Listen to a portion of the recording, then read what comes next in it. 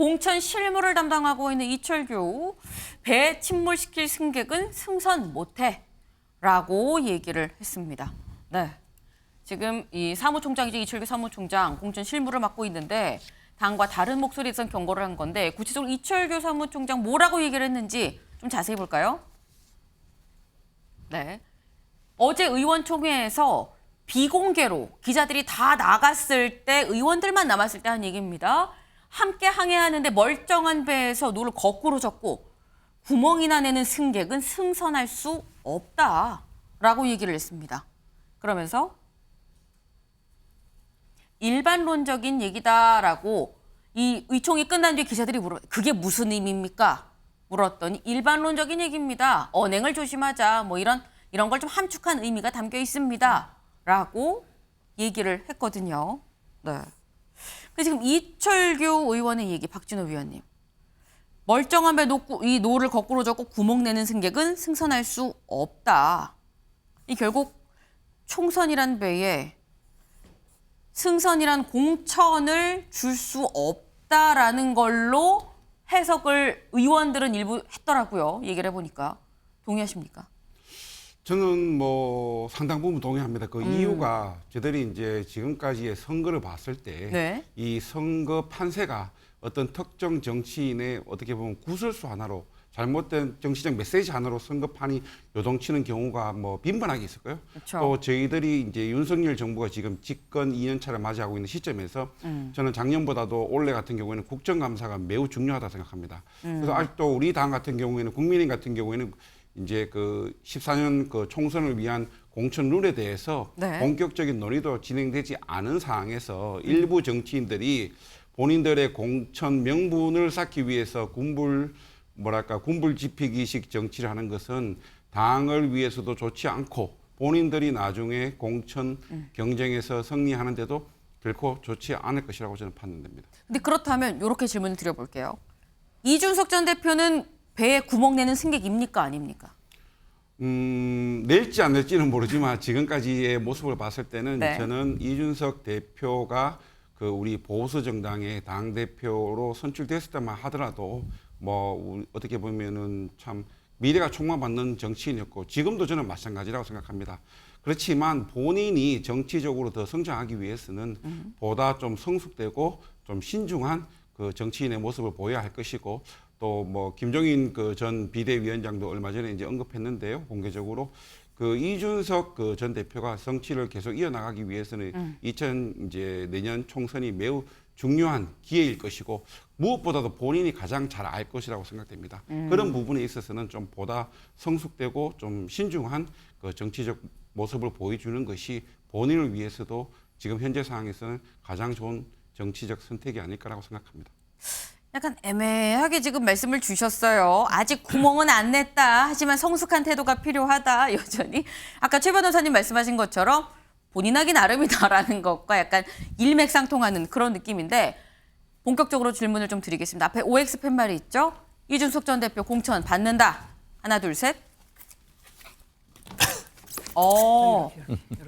세 분은 다 세모입니다. 애매하게 세모. 일단 공천을 받는다고 하셨는데 일단 세모부터 좀 들어볼까요? 사실 뭐 계속 뭐 앞으로 이준석 대표가 어떻게 하느냐에 달렸다 이제 이런 말씀 많이 주셨는데요. 지금 탐색전이 시작된 것 같습니다. 그러니까 당 지도부와 이준석 전 대표 간의 이제 탐색전이 진짜 이제 시작이 된 것 같은데요. 이준석 전 대표의 최근의 메시지를 보면 공천 가지고 장난치면 신당, 뭐 탈당, 무소속 어떤 거든 열려 있다 이렇게 이야기했었거든요. 그게 8월 초였습니다. 사실 그 마음이 뭐 지금 변화가 있겠습니까? 사실은 그렇다고 한다면 지금 당 내부에서도 미묘한 기류 변화가 보이는 것이고 이준석 전 대표로서도 어느 정도 메시지 수위를 조절하면서 뭐 윤석열 대통령 향해서 뭐 강심장 면모가 있다 이런 메시지를 좀 주면서 나름대로의 러브콜도 보내고 있는 것 같거든요. 그러나 이 탐색전은 사실간 서로 간의 신뢰가 깨진 상태이기 때문에 저는 오래 갈 것 같아 보이지는 않고요. 결국에는 공천이 이준석 전 대표에게 달렸다라는 것보다는 저는 공천은 당 지도부와 용산의 마음에 달렸다 이렇게 생각이 듭니다. X를 꽂은 권 의원님. 못 받는다? 정치는 생물이라고 하니까 딱 지금 알 수는 없죠. 근데 이제 제가 생각하기에 최근에 보여줬던 전당대회에서의 모습이라든지 그러니까 이견이 있으면 아예 전당대회 출마하는 것 자체를 매우 거북스러워하는 윤석열 대통령의 모습이라든지 그리고 최근에 광복절 경축사를 보면서 매우 입장이 진영화되고 극우화되고 있는 것 같습니다. 근데 그런 측면들 두 가지, 그러니까 진영적 측면이랑 그리고 내용적 측면에서 점점 더 극우로 가고 있는 상황에서 과연 이준석 대표를 품을까? 네, 저는 품는 게 국민의힘에게 전략적으로 도움된다고 생각하지만 그것이 쉽지 않아 보이고 설사 품는다 하더라도 정말로 화학적 결합이 되는 느낌이라기보다 마지못해 그냥 뽑는 이런 느낌이 되어서 별로 선거에도 도움 안 될 것 같은 그런 귀결이 되지 않을까 싶습니다. 최 변호사님 지금 공천을 받을 것이다라고 오를 드셨는데 마지못해 하는 겁니까? 어떻게 되는 겁니까? 오. 윤 대통령과 이준석 전 대표의 관계는 이재명 대표와 이낙연 전 대표의 관계보다는 훨씬 더 나은 것 같습니다. 화학적 결합까지는 몰라도 물리적 결합은 충분하다. 왜냐? 지난 대선 때 같이 호흡을 맞췄었지 않습니까? 네. 여러 가지 갈등이 있었습니다만 결국 아까도 얘기했습니다만 같이 이제 맥주 한잔 하시면서 다 풀었습니다. 그 정도의 그 윤석열 대통령의 아량은 충분하다고 보이고 그렇기 때문에 아까 얘기한 것처럼 당의 어떤 대표를 넘어서 대표로서의 역할이 그 포문이 당 내로 향하는 것이 아니고 당 밖으로 해서 야당과의 어떤 대야 투쟁력을 높일 경우에는 당으로서도 안 품을 이유가 전혀 없는 겁니다. 아시다시피 지금 갑은 쉽게 말하면 당권 쪽입니다. 네. 그렇기 때문에 이준석 전 대표도 외부에 나가서 흰옷 입고 나올 생각은 거의 없단 말이에요. 그것은 지난번에 천화용인이라고 해서 본인의 가까이 있는 분을 이 최고위원 선거에 낸 것을 봤을 때도 충분히 미뤄 짐작할 수 있는 것 아니겠습니까? 만약에 탈당한다고 하면 왜 오겠습니까? 그렇기 때문에 이준석 대표의 정치적 전략, 저는 충분히 어떤 승선하기 위한 미세 조정은 할 것이라고 예측하기 때문에 저는 충분히 승선할 수 있으리라고 봅니다. 그렇군요. 일단 뭐 승선할 것이다. 공천 받을 것이다. 라고 하셨는데 이준석 전 대표 하지만 긴장의 끈을 놓지는 않고 있습니다. 이런 얘기도 했거든요. 들어보고 오시죠. 누구는 전라도 가라 그러고 누구는 예. 경상도 가라 그러고 예. 뭐 그런데 저는 한 번도 고민해 본 적 없고요. 예.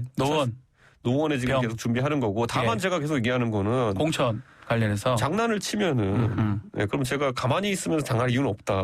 능동적으로 대처하겠다라는 네. 말에는 제가 어디든 가고 무엇이든 할 수 있다는 얘기를 항상 내포하고 있죠. 네, 가만히 있진 않을 거다라고 얘기를 했습니다. 내 품에 은장도 있다라는 걸로 지금 들리죠. 네, 사실 이 사안이 어떻게 될지는 사실 아직 총선이 상당히 남았기 때문에 좀 더 지켜볼 부분이긴 합니다.